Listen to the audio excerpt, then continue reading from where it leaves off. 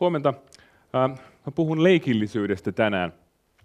Viimeisen 10-15 vuoden aikana pelien merkitys ja näkyvyys kulttuurissa ja mediassa on lisääntynyt valtavasti. Pitkälti tämä johtuu siitä, että tietokonepeliteollisuus on kasvanut niin suureksi, että se haastaa jo elokuvateollisuutta, ja sen myöskin kulttuurinen vaikutus on ruvennut olemaan yhä suurempi ja suurempi. Samaan aikaan niin kuin muillakin peliteollisuuden alueilla, esimerkiksi lautapelien kohdalla on iso renesanssi käynnissä. Osittain tämän seurauksena, osittain trendi on ollut jo 30 vuotta, niin pelejä ja simulaatioita halutaan valjastaa johonkin muihinkin käyttötarkoituksiin kuin pelkästään pelaamiseen. On kaikenlaisia oppimispelejä, oppimissimulaatioita, pelejä käytetään myöskin terapiassa, ja viime aikoina myöskin sitten erilaisissa kaupallisissa järjestelmissä pyritään jollain tavalla tuomaan pelillisiä elementtejä niihin mukaan ja tällä tavalla tekemään niistä kutsuvampia ja koukuttavampia. Puhutaan pelillistämisestä eli gamifikaatiosta. Ja tämä on parhaimmillaan voi toimia varmasti hyvinkin, mutta usein se tuo aika irvokkaita esimerkkejä, missä siis Foursquare on tämmöinen perusesimerkki, missä siis se, että käy jossain kahvilassa ja logaa siellä sisään, niin pikkuhiljaa voi, jos käy siellä riittävän usein, voi päästä sen pormestarista ja sitten saadaan tarjouksia, halvennuksia siinä paikassa, missä käy. Mutta tämän tyyppisellä rakenteella voidaan tehdä myöskin muita asioita, esimerkiksi yrittää tehdä kotitöistä kiinnostavampia,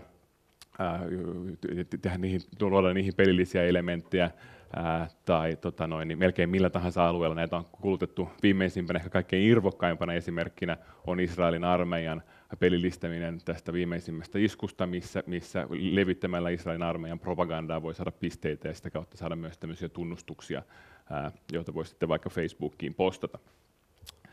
Mutta siinä vaiheessa, kun lähdetään miettimään, mikä tämän tämmöisen pelillistämisen taustalla ja ytimessä on, niin on syytä kysyä, mitä se peli on, mitä se on se pelillisyys, jota me yritämme tuoda sieltä peleistä jonnekin muualle, oli se sitten arkeen tai oppimiseen tai järjestelmien käyttämiseen tai mihinkä. Mikä on se, jota me niistä peleistä yritämme tuoda jonnekin muualle. Ja jos me mietitään, mikä peli on, niin peliä voi lähestyä joko artefaktina, tämmöisenä sääntöjärjestelmänä, jonka voi ostaa kaupasta, mutta ehkä hedelmällisempi lähestymistapa on lähestyä peliä tämmöisenä niin kuin sosiaalisena sopimuksena, että toimimme yhdessä joidenkin tiettyjen sääntöjen puitteissa, ja siellä on tietyt tavoitteet, mitä me pyritään tavoitella, usein siihen liittyy jonkunlaista kilpailua ja niin edespäin. Ja toki tämmöinen rakenne on mahdollista tehdä ilman, että se tunnistetaan peliksi. Tavallaanhan myöskin Excel-taulukon laskentaohjelman käyttäminen voi olla peli tai opintotuen hankkiminen, niin senkin voi nähdä pelinä. Siinä on tietty järjestelmä, joka puitteissa pyritään toimimaan. Mutta se on se joku asia, joka tekee pelistä pelin. 12 sanaa, mitkä usein kulkee käsi kädessä, on peli ja leikki. Erityisesti englannin kielessä, ranskan kielessä, saksan kielessä nämä on hyvin lähellä, koska siellä tämmöistä erottelua ei ole. Esimerkiksi game ja play, niin alun perin toinen niistä on substantiivi ja toinen on verbi, kun taas Suomessa ja Ruotsissa meillä on leikki ja peli ja pelata, leekka, speela. Meillä on selkeämpi jaottelu näiden kahden välillä, mutta angloamerikkalaisessa maailmassa ja Manner-Euroopassa tämä erottelu ei ole ihan yhtä selkeä. Mutta se, mikä leikki periaatteessa on, leikki on jossain määrin heikompi versio tai vapaampi versio pelistä. Se sääntöjärjestelmä ei ole yhtä tiukka.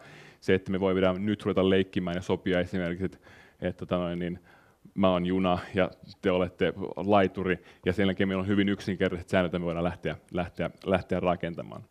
Mutta edelleenkin, siis jos me katsomme vain sitä rakennetta, niin jää epäselväksi, mikä se on se, mikä tekee sitä leikistä mielenkiintoisen. Ja mä väitän, että se, mikä sieltä taustalta löytyy, on leikkisyys. Siinä, missä leikki ja peli on sosiaalisia rakenteita ja ne on sosiaalisia sopimuksia, miten me toimitaan, niin se jokin asia, mikä sieltä taustalta löytyy ja mikä sytyttää pelaajan, on leikkisyys, playfulness, joka on mielentila, joka on asenne, joka on jotain, mikä on subjektiivista ja henkilökohtaista siinä pelaajassa. Nyt en väitä, että tämä olisi mitenkään mun omaa kamaani. Tässä se on paljon ihmisiä, jotka ovat tutkineet leikkiä ja pelaamista ja leikillisyyttä filosofiassa, sosiologiassa, psykologiassa, matematiikassa, monilla alueilla, joiden ajatuksia tässä lainaan. Mutta sellaisia elementtejä, jotka usein liittyvät tuohon leikkiin tai leikillisyyteen, on, että se pitää olla vapaaehtoista. Et se on tämmöinen niin perusehto, mikä yleensä liittyy pelaamiseen, että sitä pitää tehdä siksi, että sitä itse haluaa tehdä.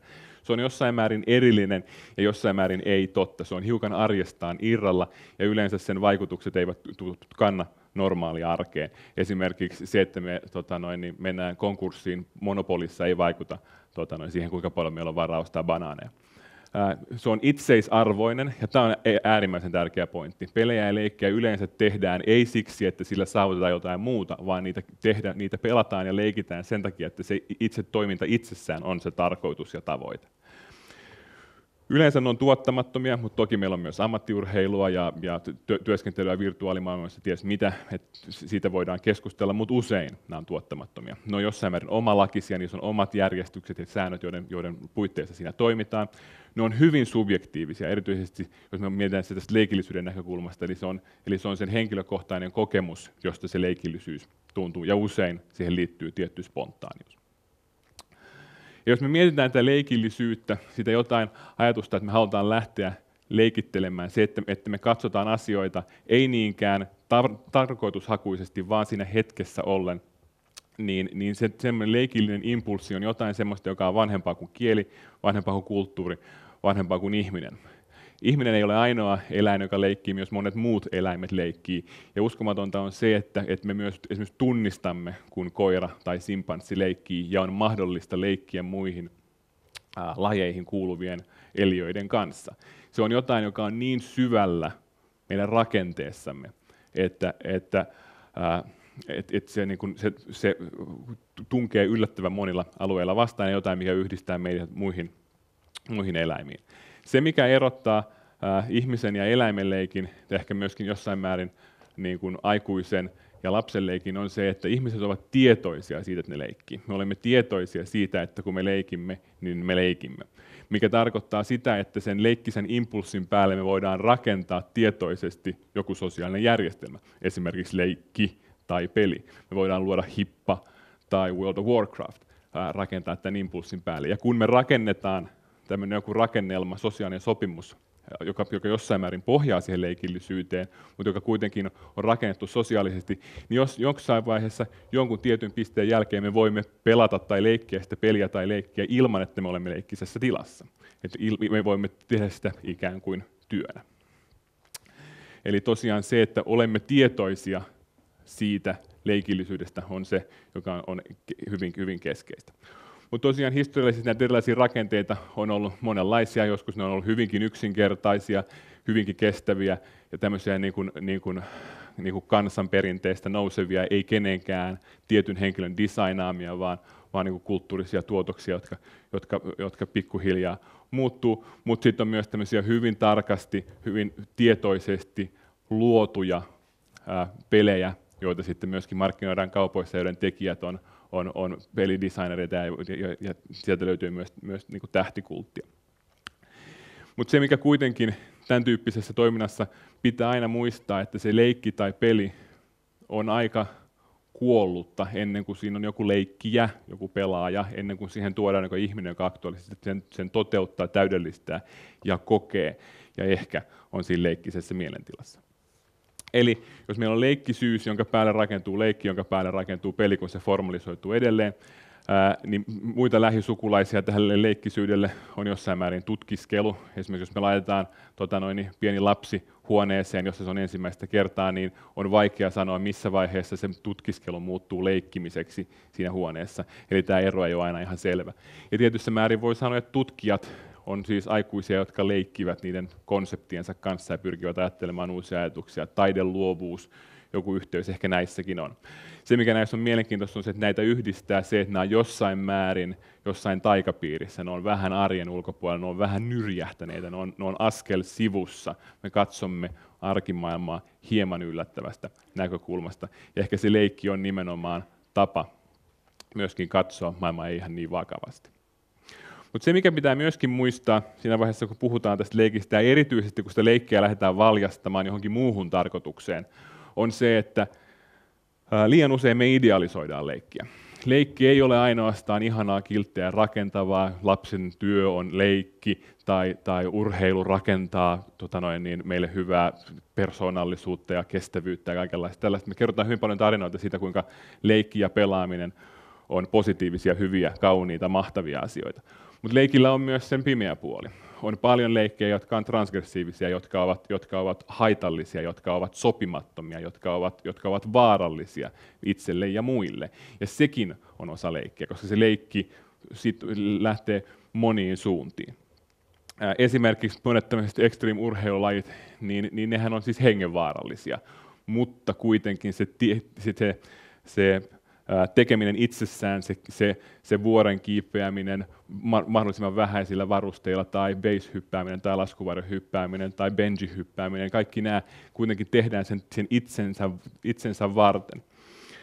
Ja sitten muutkin tämmöiset laittomat leikit, niin kuin urban exploration, kaikenlaiset graffititaiteet ja muut tämmöiset niin kuin urbaanit tunkeutus, että mennään jollekin sellaiselle alueelle, minne ei saa mennä sen takia, että halutaan vaan nähdä ja kurkistaa sinne kaupungin kulissien taakse. Puhumattakaan siitä, että on paljon ihmisiä, jotka haluaa matkustaa Pripyattiin, Tchernobyliin katsomaan, millaista siellä on. Eli niin kuin haluavat nähdä jonkun katastrofipaikan ja jollain tavalla leikitellä myöskin sen vaaran kanssa. Joten se leikki ei välttämättä ole ihanaa ja mukavaa ja kaunista ja nättiä, vaan se voi olla myöskin vaarallista ja rikkirepivää ja inhottavaa. Toki sillä voi olla esimerkiksi positiivisia poliittisia vaikutuksia, se voi toimia niin kuin tärkeän muutoksen niin kuin alulle panijana, mutta se ei tarkoita, että silloin kun tapahtuessaan se leikki olisi hyväksyttyä siinä ympäristössä, missä se tapahtuu.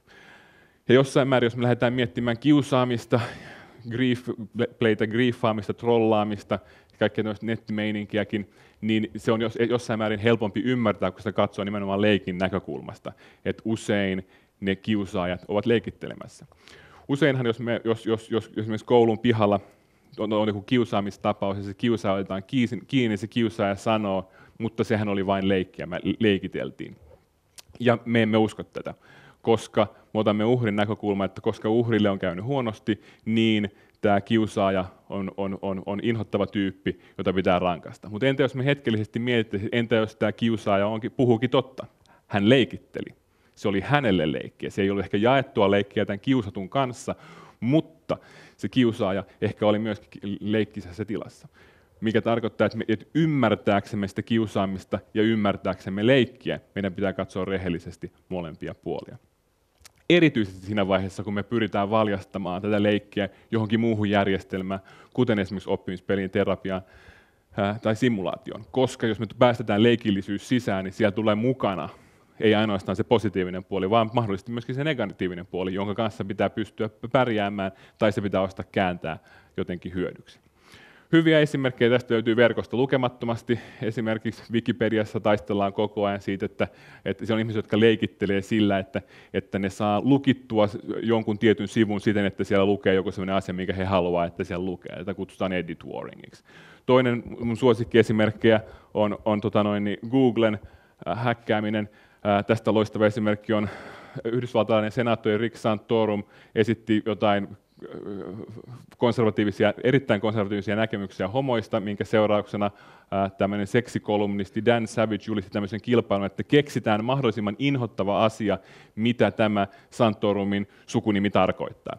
Ja tämän kilpailu voitti tämmöinen kuvaus kuin the frothy mix of lube and a fecal matter that is sometimes the byproduct of anal sex. Sen jälkeen tämä laitettiin verkkoon, linkkejä levitettiin kaikkialle ja kas kummaa hyvin pian Googlessa se oli ensimmäinen hakutulos, kun Santorumilla haettiin. Ei aivan enää, hän oli siis Yhdysvaltain presidentinvaali ehdokaskampanjassa ja silloin tämä putosi muistaakseni 5.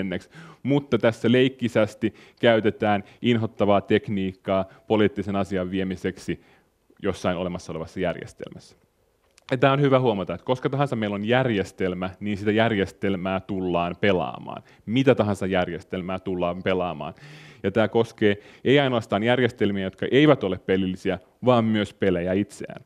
Eli tämä kaiken maailman kiusapelaaminen ja muu, mikä tapahtuu virtuaalimaailmoissa, tai vaikkapa tässä on esimerkki Team Fortress 2, on aina joitain niitä pelaajia, jotka menevät peliin, eivät pelatakseen peliä, vaan pelatakseen muita pelaajia.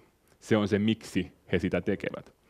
Ja se on erityisesti silloin, kun he nauhoittaa sen ja laittaa sen verkkoon jakeluun, se voi olla hyvin hauskaa muille ihmisille. Et siinä tulee tämmöinen piilokamera, että siitä kiusaamisesta tuleekin yhtäkkiä niin kuin piilokameramaista toiminta, joka on myöskin kiusaamista, jonka me tavallaan yhteiskunnallisesti hyväksymme. Eli täytyy muistaa, että kun me katsotaan näitä leikillisyyteen ja leikkiin liittyviä asioita, vapaaehtoinen, erillinen, itseisarvoinen, tuottamaton, omalaginen, subjektiivinen, spontaani, ei tosi. Näiden valjastaminen jonnekin ulkopuolelle on vaikea. Ei mahdotonta, mutta vaikea. Ja siksi on tärkeää pitää mielessä sen leikillisyyden molemmat puolet. Sen vain haluaisin tästä tosiaan muistuttaa, eli sen leikillisyyden valjastaminen on mahdollista, mutta jotta se voi tehdä onnistuneesti, niin pitää rehellisesti katsoa sitä leikillisyyttä kokonaisuutena. Kiitos.